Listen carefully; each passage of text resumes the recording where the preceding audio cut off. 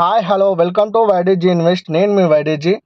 Zomato, Yes Bank, Jio Finance, IDFC First Bank, LIC, Suzlon ఈ stocks గురించి ఈ వీడియోలో డిస్కషన్ చేశాను. ఇప్పుడు ఈ స్టాక్స్ని హోల్డ్లో ఉంచుకోవాలా లేకుంటే ఫ్రెష్గా ఏమైనా ఇంట్రెస్ట్ తీసుకోవచ్చా, తీసుకుంటే ఎక్కడ వరకు టార్గెట్స్ పెట్టుకోవచ్చు అని ఈ వీడియోలో అయితే చెప్పడం జరిగింది. ఈ వీడియోని ఎక్కడ స్కిప్ చేయకుండా లాస్ట్ వరకు చూడండి. ముందుకు వెళ్లే ముందు ఒక చిన్న రిక్వెస్ట్, మన ఛానల్ ఇంతవరకు ఎవరైనా సబ్స్క్రైబ్ చేసుకోకపోతే సబ్స్క్రైబ్ చేసుకోండి. ఆ పక్కనే ఉన్న బెల్ ఐకాన్ యాక్టివేట్ చేసి పెట్టుకోండి. ఆలస్యం చేయకుండా వీడియోలోకి వెళ్ళిపోదాం. ముందుగా జొమాటో షేర్ నేను వచ్చేసి 120 నుంచి నేనైతే ఈ స్టాక్ని అయితే బై చేసుకోండి. లాంగ్ టర్మ్లో మీకు మంచి రిటర్న్స్ తెచ్చి పెడతా. షార్ట్ టర్మ్ కూడా నేను ఈ స్టాక్ని అయితే రికమెండేషన్ అయితే చేశాను. అప్పుడు బై చేసుకున్న వాళ్ళు ఇప్పుడైతే మంచి ప్రాఫిట్లో అయితే ఉన్నారు. జొమాటో స్టాక్ మీరు లాంగ్ టర్మ్ ఇన్వెస్ట్మెంట్ చేసుకున్న వాళ్ళైతే ఎలాంటి సందేహం లేకుండా మీరు ఇంకా కూడా కంటిన్యూగా హోల్డ్లోనే ఉండండి. అమ్ముకోవాల్సిన అవసరమే లేదు. ఇంకేమైనా ఫండ్స్ యాడ్ చేసుకోవాలనుకుంటే బై అండ్ డిప్స్ బేసిస్లో ఇంట్రెస్ట్ తీసుకోండి. జొమాటో రీసెంట్గా ఎనలిస్ట్ అయితే 400 వెళ్తుందని లాంగ్ టర్మ్లో అయితే చెప్పడం జరిగింది. 400 టార్గెట్స్ మీరు పెట్టుకొని లాంగ్ టర్మ్లో ఇన్వెస్ట్మెంట్ చేసుకోవాలనుకుంటే ఈ పర్టికులర్ స్టాక్లో మీరు కళ్ళు మూసుకొని ఇంట్రెస్ట్ తీసుకోవచ్చు. ఈ జొమాటో స్టాక్ను బై అండ్ డిప్స్ బేసిస్లో ఇంట్రెస్ట్ తీసుకోండి. మంచి రిటర్న్స్ అయితే మీకు లాంగ్ టర్మ్లో అయితే తెచ్చి పెడతాది, దాంట్లో డౌటే లేదు. ఆల్రెడీ షార్ట్ టర్మ్ ఇన్వెస్ట్మెంట్ చేసుకున్న వాళ్ళైతే వాళ్ళు నచ్చిన టార్గెట్ దగ్గర అయితే సేల్ చేసుకోండి. ఇది జొమాటో స్టాక్ గురించి అయితే. నెక్స్ట్ స్టాక్ వచ్చేసి ఎస్ బ్యాంక్ అండి. ఎస్ బ్యాంక్ని రీసెంట్గా నేను ఏ వీడియోలో చెప్పినా సరే నేను ఎస్ బ్యాంక్ని బై చేయండి అనేది చెప్పాను. లాంగ్ టర్మ్లో అయితే మీరు ఇన్వెస్ట్మెంట్ చేసుకోవాలనుకుంటే బై అండ్ డిప్స్ బేసిస్లో ఇంట్రెస్ట్ తీసుకొని మీరు లాంగ్ టర్మ్లో అయితే ఇన్వెస్ట్మెంట్ చేసుకోవచ్చు. ఇప్పుడు వచ్చే క్వార్టర్లీ రిజల్ట్ ఎస్ బ్యాంక్ చాలా మంచిగా రిజల్ట్ అయితే రాబోతున్నాయని అయితే ఎక్స్పర్ట్లు అయితే చెప్తున్నారు. రీసెంట్గా వాళ్ళ మొండి బకాయిలు కూడా వసూలయ్యాయి. ఒకవేళ ఇప్పుడు షార్ట్ టర్మ్ ఇన్వెస్ట్మెంట్ చేసుకోవాలనుకుంటే ఇప్పుడు కూడా మీరు ఇంట్రెస్ట్ తీసుకొని స్టాప్ లాస్ 19 మెయింటైన్ చేసుకుంటూ టార్గెట్ వచ్చేసి 28, తర్వాత ఆ 28 కూడా క్రాస్ అయ్యి ముందుకెళ్తే 31, 33, 40 టార్గెట్స్ పెట్టుకొని మీరు ఎస్ బ్యాంక్లో అయితే షార్ట్ టర్మ్ ఇన్వెస్ట్మెంట్ అయితే చేసుకోవచ్చు. Yes Bank long term investment చేసుకోవాలంటే కూడా కళ్ళు మూసుకొని ఇంట్రెస్ట్ తీసుకోవచ్చు, దాంట్లో డౌటే లేదు. నెక్స్ట్ జియో ఫైనాన్స్ వాళ్ళు ఏదైనా చేయగలుగుతారు. జియో ఫైనాన్స్ గురించి చెప్పేది ఒకటే, లాంగ్ టర్మ్లో ఇన్వెస్ట్మెంట్ చేసుకోవాలనుకుంటే తప్పకుండా ఈ స్టాక్ను కూడా మీరు పోర్ట్ఫోలియోలో ఉంచుకోవాల్సిందే. ఇప్పుడు ఇంట్రెస్ట్ తీసుకోవాలనుకున్నా కళ్ళు మూసుకొని ఇంట్రెస్ట్ తీసుకోవచ్చు. బై అండ్ డిప్స్ బేసిస్లో ఇంట్రెస్ట్ తీసుకోండి. ఈ స్టాక్ అయితే మంచి రిటర్న్స్ అయితే తెచ్చి పెడతారు, దాంట్లో డౌటే లేదు. ఈ స్టాక్ ఎప్పుడు ఏం చేసినా ఆశ్చర్యపోవాల్సిన అవసరమే లేదు. నెక్స్ట్ ఐడిఎఫ్సి ఫస్ట్ బ్యాంక్ రీసెంట్గా నేను షేర్స్ అయితే కొన్నాను. రీసెంట్గా 75.40 దగ్గరికి అయితే వెళ్ళింది.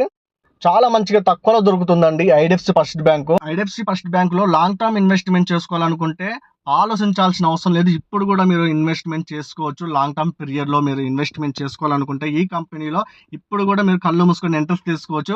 బై అండ్ డిప్స్ బేసిస్ లో ఈ స్టాక్ లో ఇన్వెస్ట్మెంట్ చేసుకోండి. ఫ్యూచర్ లో మీకు మంచి రిటర్న్స్ అయితే తెచ్చి పెడతారు. షార్ట్ టర్మ్ ఇన్వెస్ట్మెంట్ చేసుకోవాలనుకుంటే రిస్క్ అయితే ఉంది. ఇప్పుడు వచ్చే క్వార్టర్లీ రిజల్ట్ కనుక మంచిగా చూపిస్తే పైకి వెళ్తుందండి. ఈజీగా మంచిగా చూపిస్తే 100-120కి ఈజీగా రీచ్ అవుతుంది. ఒకవేళ మంచిగా చూపించకపోతే ఈ స్టాకు ఇక్కడనే ట్రేడ్ అవుతుంది. ఈ 80-70 మధ్యలోనే ట్రేడ్ అవుతూ ఉంటుంది. చెప్పలేమో 65 దాకా కూడా వెళ్ళే ఛాన్స్ కూడా ఉంది. అందుకనే మీరు రిస్క్ తీసుకోగలిగితే స్టాప్ లాస్ వచ్చేసి 74 స్టాప్ లాస్ మెయింటైన్ చేసుకుంటూ 90, 100, 120 టార్గెట్స్ పెట్టుకొని ఈ స్టాక్లో మీరు షార్ట్ టర్మ్ ఇన్వెస్ట్మెంట్ చేసుకోవచ్చు. ఒకటి గుర్తుపెట్టుకోండి, రిస్క్ అయితే ఉంది ఇక్కడ. రిస్క్ తగ్గట్టే రివార్డ్ కూడా వస్తుంది. ఒకవేళ ఐడిఎఫ్సి ఫస్ట్ బ్యాంక్ మంచిగా క్వార్టర్ రిజల్ట్ చూపించకపోతే చెప్పాను కదా, 74 స్టాప్ లాస్ మెయింటైన్ చేసుకోండి. 6 months నుంచి ఇది వెయిట్ చేస్తుంది పైకి వెళ్ళడానికి అయితే. ఇదండి ఐడిఎఫ్సి ఫస్ట్ బ్యాంక్ గురించి అయితే. ఎల్ఐసి లాంగ్ టర్మ్ ఇన్వెస్ట్మెంట్ చేసుకోవాలనుకుంటే కళ్ళు మూసుకొని ఇంట్రెస్ట్ తీసుకోవచ్చు. ఆల్రెడీ హోల్డ్లో ఉన్న వాళ్ళు హోల్డ్లోనే ఉండండి. లాంగ్ టర్మ్ పీరియడ్లో మీకు మంచి రిటర్న్స్ అయితే తెచ్చి పెడతాయి, దాంట్లో డౌటే లేదు. మీ పోర్ట్ఫోలియోలో ఒక లార్జ్ క్యాప్ స్టాక్ని లాంగ్ టర్మ్ ఇన్వెస్ట్మెంట్ చేసుకోవాలనుకుంటే ఈ స్టాక్ని మీరు కంపల్సరీ ఉంచుకోవాల్సిన స్టాకు. నెక్స్ట్ నేను సుజలాన్ షేర్స్ని అయితే బై చేశాను. రీజన్ చెప్తాను. ముందుగా జొమాటో వచ్చేసి నేను దగ్గరగా 190.65 ప్రైస్ దగ్గర నేను సేల్ చేశాను. రీజన్ ఏం లేదండి, నేను జొమాటో 190 టార్గెట్స్ పెట్టుకున్నాను. దాంతోపాటు 200 కూడా వెళ్ళినాక వెయిట్ చేద్దామని చూశాను. కాకపోతే సుజలాన్ వచ్చేసి 44 దాకా వెళ్ళి కరెక్షన్ అయ్యి 42 లెవెల్ దగ్గర దొరుకుతుంది. ఇది గమనించి నేను ఎంపటే ఈరోజు సేల్ చేశాను జొమాటో.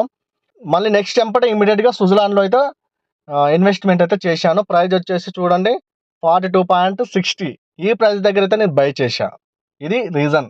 సుజలాన్ ఎనర్జీ ఫండమెంటల్గా చాలా స్ట్రాంగ్గా ఉన్న కంపెనీ.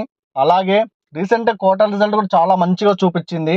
మార్కెట్ అంచనాలకు మించి చూపించింది. దాంతో పాటు ఇప్పుడు వచ్చే క్వార్టర్ రిజల్ట్ కూడా చాలా బాగా చూపించబోతుందని అయితే నేనైతే ఎక్స్పెక్ట్ చేస్తున్నాను. అనలిస్టులు కూడా అదే చెప్తున్నారు. షార్ట్ టర్మ్ టార్గెట్స్ కూడా 49-50 దాకా అయితే అనలిస్ట్ చెప్పారు. ఒక్కసారి లాస్ట్ 1 మంత్ నుంచి చూసుకుంటే 36.30 లెవెల్స్ దగ్గరికి వెళ్ళి ఆ ప్రైస్ దగ్గరికి వెళ్ళి ఇప్పుడు మళ్ళీ పంప్ అయితే అయ్యింది. నేను అక్కడ కూడా సుజలాన్ షేర్ని బై చేసుకోండి, మీకైతే లాంగ్ టర్మ్లో మంచి రిటర్న్స్ తెచ్చి పెడతాయి, షార్ట్ టర్మ్ టార్గెట్స్ కూడా చెప్పి మరి నేను ఈ స్టాక్ని బై చేసుకోమని అయితే ఆ రోజు చెప్పాను. ఇప్పుడు కూడా అదే చెప్తానండి. సుజలాన్లో మీరు లాంగ్ టర్మ్ ఇన్వెస్ట్మెంట్ చేసుకోవాలనుకుంటే ఆలోచించాల్సిన అవసరం లేదు. బై అండ్ డిప్స్ బేసిస్లో ఎంట్రీ తీసుకోండి. ఫండమెంటల్గా స్ట్రాంగ్గా ఉంది ఈ కంపెనీ. రీసెంట్గా మంచి రిజల్ట్ చూపించింది. అలాగే ఇప్పుడు వచ్చే క్వార్టర్ రిజల్ట్ కూడా చాలా మంచిగా చూపించబోతుంది. అది నేను చెప్పలేను ఎలా వస్తుందని. అయితే నేనైతే మంచిగా పాజిటివ్గా బుల్లిష్గానే ఉన్నాను ఈ స్టాక్ మీద అయితే.